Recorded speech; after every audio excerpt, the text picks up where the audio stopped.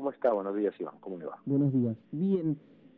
Bueno, nosotros hablamos la semana pasada en virtud de lo que había sido la notificación del traslado de Milagro Sala al penal, que no se había concretado y ahora sí se concretó. ¿Cómo lo están viendo ustedes? Sí, bueno, yo hace pocos momentos acabo de tomar conocimiento de este traslado, bueno, con mucha preocupación. Como conversamos la vez pasada, digamos que nosotros como comisión, luego de evaluar largamente el asunto y la visita que realizamos al penal, dictamos una medida cautelar que planteaba la necesidad de que Milagro Sala tuviera una situación distinta a la prisión, un arresto domiciliario o una libertad con vigilancia y restricciones. Quedamos bastante, digamos así, complacidos cuando se tomó conocimiento que las autoridades judiciales, más allá de las diferencias de criterio, dispusieron el traslado al domicilio, y más allá de las controversias también sobre las condiciones de esta detención. Y cuando se conoció la revocatoria judicial de esta medida, pero que estaba supeditada a algunas apelaciones o decisiones, pues nosotros hemos seguido a la expectativa. Hemos señalado ya para fin de mes en Montevideo, en nuestro periodo de sesiones, una reunión de trabajo con las autoridades y con los peticionarios para dar seguimiento a este asunto. Conocer este traslado, sin duda, resulta preocupante. Sabemos que Argentina pues es un Estado federal. Nuestra relación es esencialmente por razones funcionales con el gobierno nacional. Esta es una decisión provincial y de las autoridades judiciales, pero obviamente nuestra relación es con el Estado, más allá de sus divisiones internas. Y bueno, estamos más atentos y más preocupados para escuchar en esta reunión privada de trabajo que tendremos en breves días cuál es la situación, cuál es el escenario que se vislumbra. Nosotros hemos dado ya una medida cautelar, los elementos que la fundaron están allí, y por lo tanto, si la medida no se cumple o no hay voluntad o posibilidades de cumplimiento, tendremos que evaluar y decidir cuál es el paso siguiente que damos. Claro.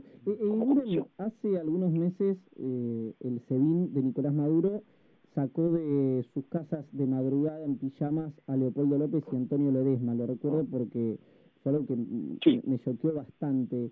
¿Le encuentra similitudes a esto? No sé si usted vio las imágenes. Bueno, pero si buscamos una similitud, ojalá que luego la medida sea revertida, porque finalmente luego López y ellos volvieron al arresto domiciliario, ¿no? Claro, pero digo, O sea, la medida fue revocada.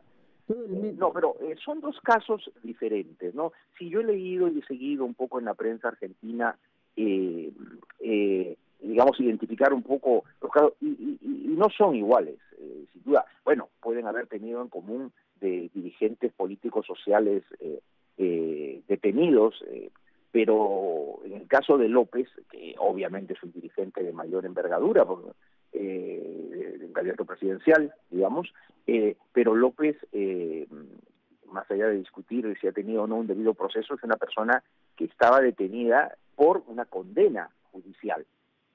Es un condenado judicial. En el caso de Milagro Sala es una procesada, y las condenas que ha tenido no son condenas de prisión efectiva. Entonces no es una situación igual.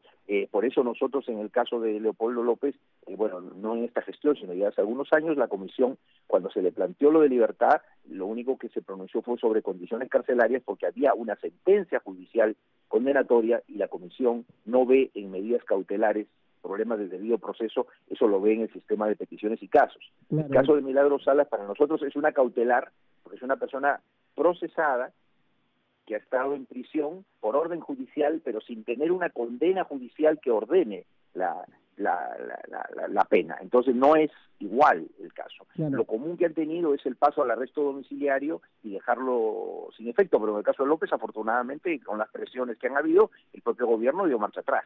Claro, para entender, porque el periodismo argentino, no sé cómo es en el resto del mundo, y Uren, sí, es bastante llano, y es una autocrítica lo que estoy haciendo, no crea que en todos lados, porque hay temas que son muy técnicos, son muy complejos, claro. O sea, requiere una especialización para conocerlos. Para que entendamos nosotros y entiendan los oyentes y las oyentes, usted dice de alguna manera que es más gravoso lo que está ocurriendo con Sala porque no tiene una condena.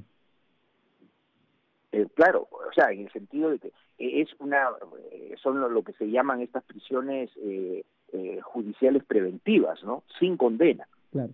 Entonces, por eso que la Comisión, que hace poco acaba de aprobar un informe contra el abuso de la prisión preventiva que se está dictando en muchos países del continente como una constante, el caso es esto: entendemos que la prisión es una medida extrema que se justifica en determinados casos cuando hay un peligro procesal, cuando hay un peligro para las investigaciones y su desarrollo, pero que la regla es que la persona debe ser procesada, juzgada en libertad o en libertad con restricciones. Por eso este caso, como digo, no es igual. Aquí no hay una condena. Si la señora Milagros Sala recibiera una condena judicial a prisión, ya nosotros no podemos ver este tema en una medida cautelar por alegaciones de violación al debido proceso. Tendría que verse en el sistema de peticiones y casos. Guiguren, ¿qué tal? Pero ella, sí. Lo saluda Guido Stochik. Hoy Sí, estábamos repasando que en lo que tiene que ver con la notificación del juez a las partes, tiene fallas de fondo, de forma, habla de diferir la notificación por riesgo a que Milagros Sala tome alguna determinación, y uno va viendo, incluso avalado, escrito por el juez, y dice, ¿en qué está el Estado de Derecho en Argentina? Y el debido proceso. ¿Qué evaluación hacen ustedes viendo este caso? Mira, nosotros no podríamos, yo menos en este momento, simplemente, digamos, por informaciones, pronunciarme sobre asuntos del procedimiento interno, menos aún si son alegaciones al debido proceso, porque eso podría complicar el desarrollo de la medida cautelar. Como le explicaba antes, cuando se alega violaciones al debido proceso, la Comisión ya de manera constante, hace muchos años, lo maneja a través de un sistema de peticiones y casos y no de medida cautelar.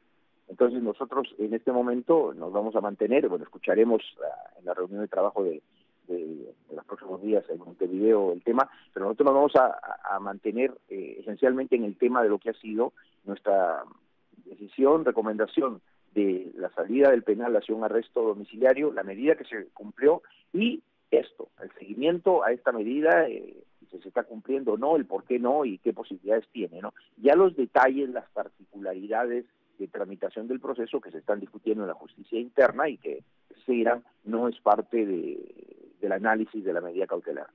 Guiguren, ¿cómo está? Lo saluda Facundo Ale. ¿Cómo está? Buenos días. Estábamos hablando antes del tema Gilles Carbó. Muchos hablan desde la defensa de Gilles Carbó que probablemente ella acuda a la Comisión Interamericana de Derechos Humanos por la situación que tiene hoy en la Argentina. Y quiero consultarle, recién decía que no se quiere pronunciar y me parece muy bien que así sea, pero teniendo en cuenta lo de Maldonado, Milagros Sala y ahora lo de Gilles Carbó, si le parece habitual que un país conlleve tanta atención de la CIDH, teniendo en cuenta que han pasado pocos meses. A ver, mire, le voy a ser absolutamente sincero y directo como suelo ser, porque sí, algo así me preguntaron hace poco. A ver, ¿cómo se lo explico? Porque nosotros también recibimos críticas por esto. No, mire, a ver, allí donde hay un problema de derechos humanos nosotros tenemos que estar atentos, ¿de acuerdo?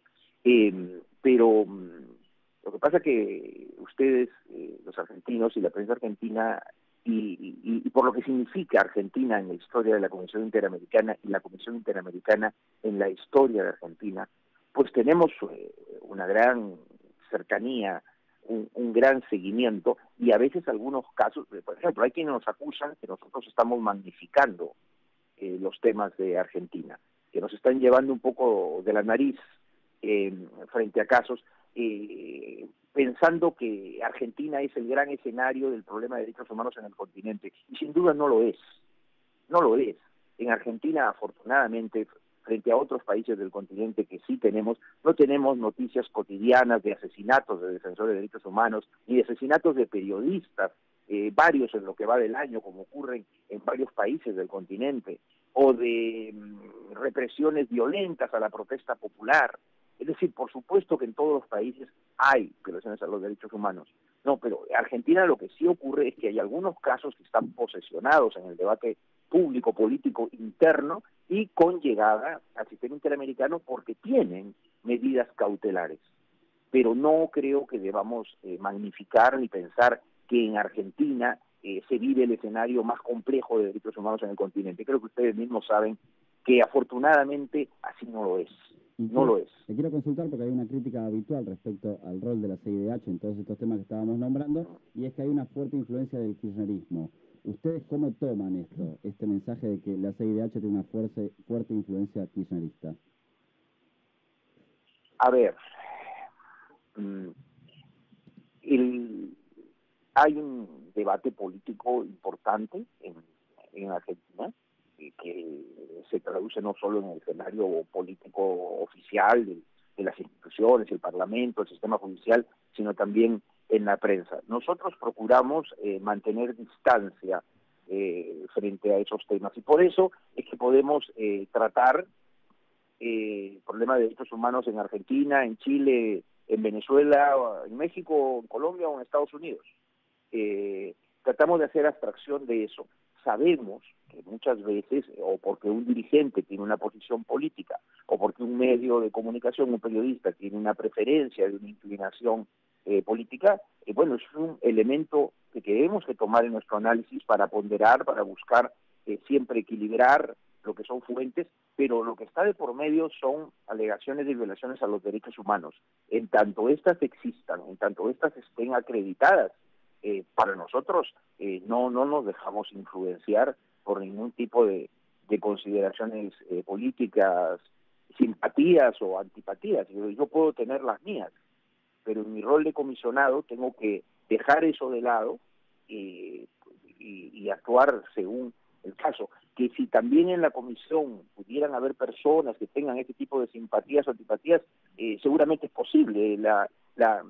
Digamos, la libertad de conciencia, la libertad política es un derecho de toda persona. Lo que uno debe saber es saber diferenciar el plano en que hace eso, y que en el tema de derechos humanos hay que colocarse más allá del debate político, de la orientación política, y los derechos humanos se pueden violar en regímenes de muy distinto signo o gobierno de muy distinta orientación política. Y Uren, muchas gracias por el contacto, como siempre. Gracias a ustedes. Francisco.